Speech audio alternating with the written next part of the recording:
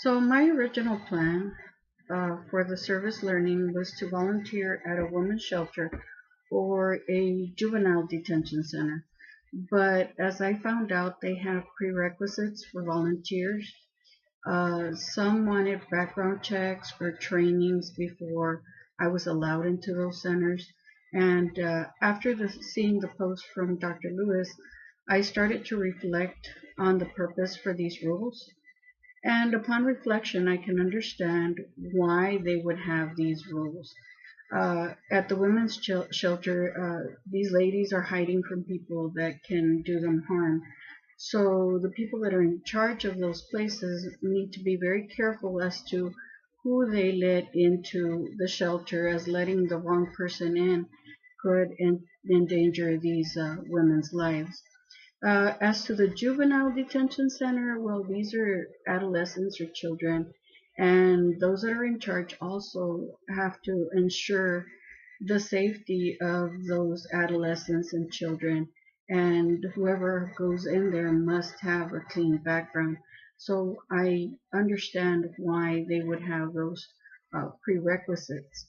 So, in lieu of working with the women's shelter or the juvenile detention center, I opted for tutoring three students to reinforce the reading and language arts skills. I worked on building their phonemic awareness, fluency, and comprehension. The age of these students ranged from 5 to 7 years old, and at this age, students are towards the end of their pre-operational stage. They recognize symbols. They know that the symbols must be interpreted, but all students that I had moved at a different pace. Some students recognized the letters and sounds quickly, but one of them was still having trouble figuring out which sound with what symbol. So I had one student with difficulties, and for that one student, I made an alphabet sound booklet that we went over several times. We separated the pages and tried to have her remember the letter to sound relationship. She could do it at times, but then she would forget. We started using magnetic letters as manipulatives to see if that helped. Sometimes it did, and at other times it did not. So after we submitted our first reflections, I was able to look at the comments and reflect on the comments posted. And I decided to put some of those into practice.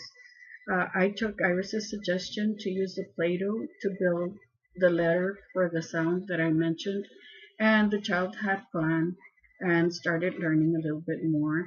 I also took Carlos's reflection into consideration and had the child take several breaks, as was stated in chapter 3.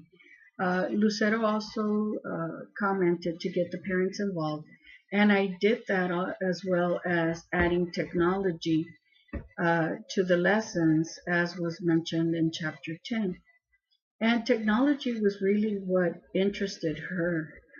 She loved the animation of the program and the tasks she had to complete. It was at her pace, and it was a game with a purpose, and she continued to use it. I also agree with Lucero that the more synapses and neuron pathways are used, the more connections they make. So we tried practicing over and over again for her to get those connections built.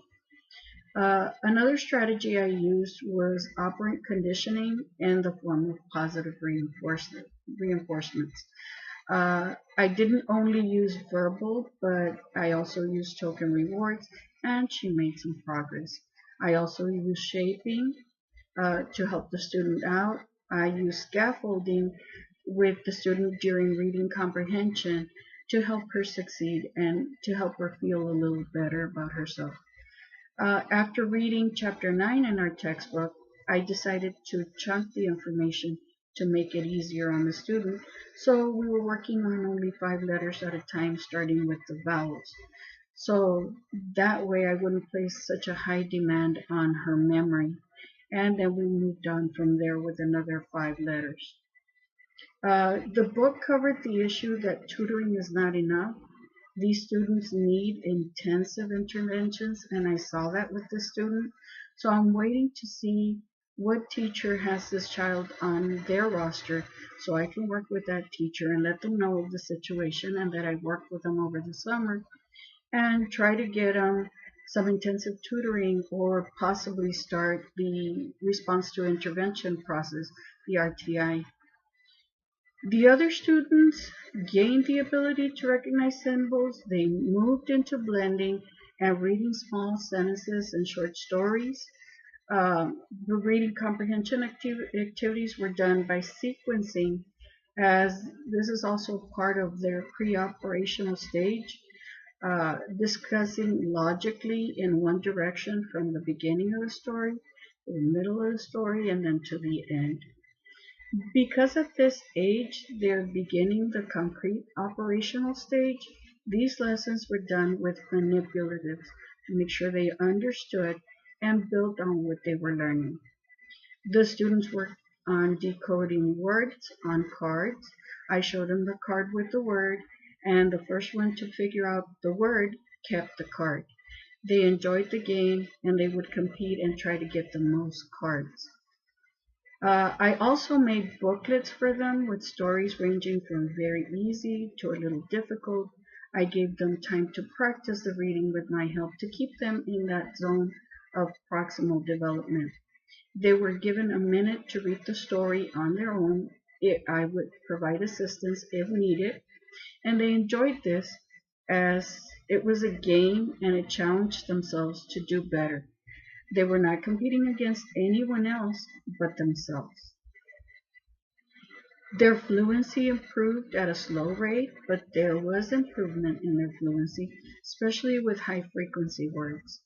They also displayed continuity as they gradually improved on the acquisition of these skills. I then had students work on past, present, and future by using what they're more comfortable with, which is what happened before and what do you think will happen next. There was constant communication as to the progress through the form of letter recognition charts and fluency charts that were discussed with the parents so that they knew how their children were progressing. I also evaluated the students as to where they were in the beginning of the tutoring process, and I also documented the gains. And there were measurable uh, uh, gains in their learning throughout the tutoring process.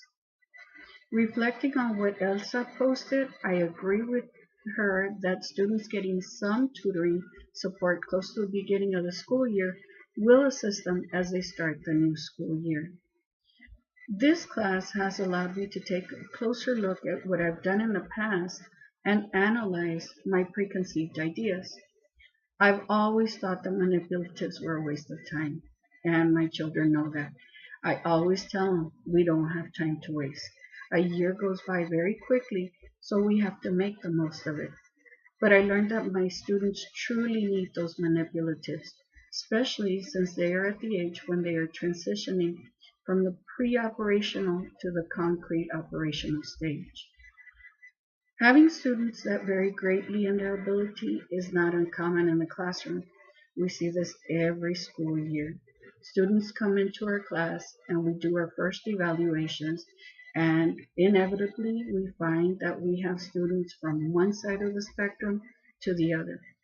The challenge here is to find the type of instruction that will benefit each and every one of them. They're all different. What I wish I could have done differently is probably given more of my time, especially with that one student with difficulties. That student truly needs a lot of help. The insights that I take away from the reflections are two. One, that two heads are better than one. Um, from the reflections, I was able to help the student even further. So maybe by talking about a problem or situation to a colleague that we have, they can give you a different solution for the problem that you're facing. I also learned that no matter whether we're teaching young children or adults, we all face the same problems, such as range of abilities, or bullying. My experience has influenced me in reminding me to take the time to look at each student and assess their individual needs. I know that this is hard with everything that must be done in the school day, but I have 30 minutes to drive home, and that's what I'll be using to reflect on the needs of each student.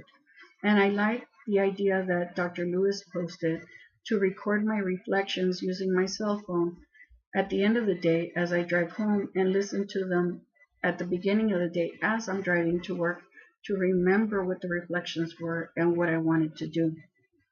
Now, for a service learning activity that I would like to do, there is one that I've been wanting to do for a while and I just haven't gotten around to it.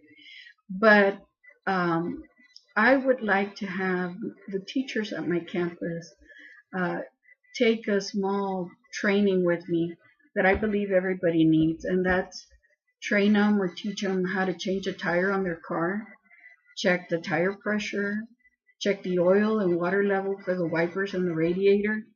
I would like for them to have some basic car maintenance skills.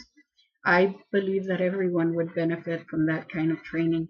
And while many may think that only women need to be taught how to do this, I've helped several men change a tire. I would definitely like to continue doing service learning. I think that it's important to give back to the community.